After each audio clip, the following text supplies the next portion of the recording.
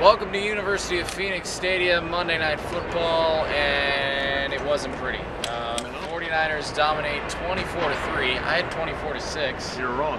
I was off by a field goal. Yeah, I was you're a little too You're generous. wrong. But anyway, the Cardinals, it was bad offensively, which we expected, but defensively, I think that was the big difference. Yeah, they were the first team, they were the last team in the league to allow 21 or fewer points in every game. Obviously that didn't happen tonight, so they gave up 24. And yeah, the Cardinals obviously look terrible. John Skelton looks like he's an amateur quarterback. He looks far worse than he did at any point last season. Yeah, he put them in a whole lot of games last year and led them back, and with the help from the defense. But the defense didn't turn it over. The special teams for a fourth straight game got outplayed. Field position, they lost that on a regular basis.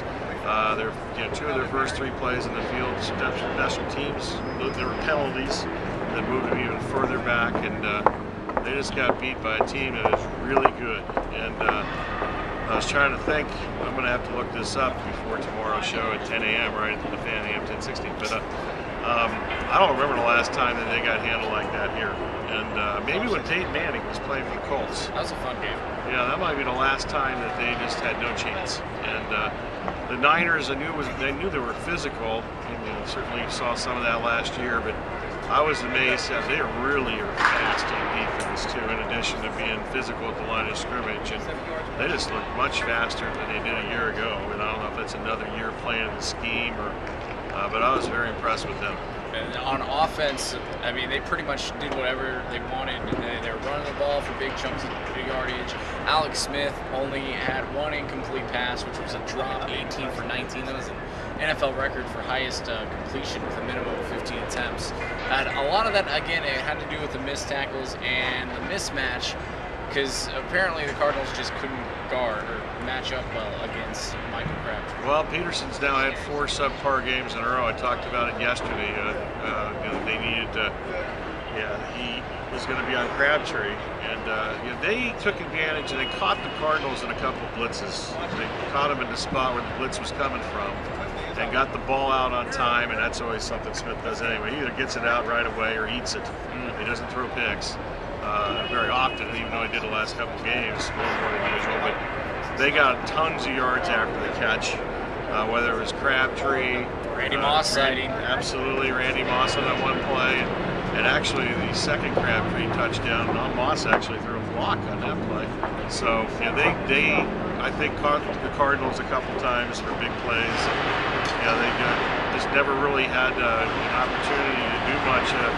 Darrell Washington had a couple of sacks, but he didn't have a good game at all early. He missed some tackles, and Adrian Wilson was missing in action. I don't even know where he was at when he was on the field, but I don't know if I don't remember a real play of impact that he made the entire night. And that's rare. That's very rare for you. So, the Cardinals now 4-0 start, lost 4 straight. They're only the 3rd team in NFL history to do that. 1993 Philadelphia Eagles, 2002 Oakland Raiders, and now this year's Arizona Cardinals. And you have to imagine it's only going to get worse. Well, I'm guessing those other 2 teams didn't make the playoffs.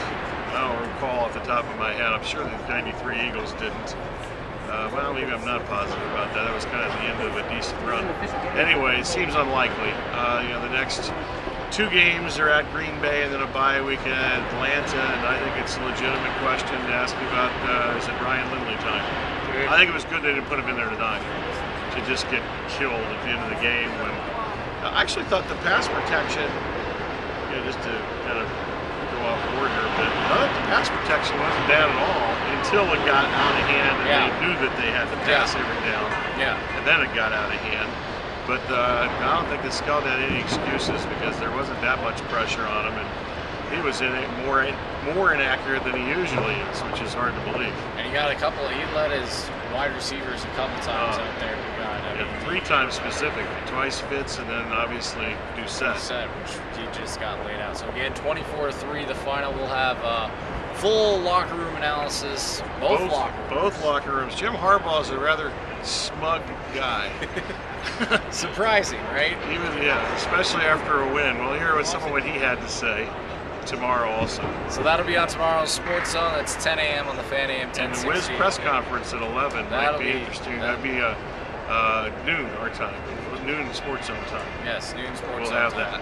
that, and it might be interesting what he says. It could be very interesting. So for Bob Kemp, I'm Rich Gray, live from University of Phoenix Stadium. They'll have the score up there today. They like don't. They do after they win games. It's all black, completely. Yeah. They don't even have like the People time. leave it up there. They might kick us out of here soon because we're running up. Oh. So we gotta go. For Bob Kemp, I'm Rich Gray. This is fan1060.com.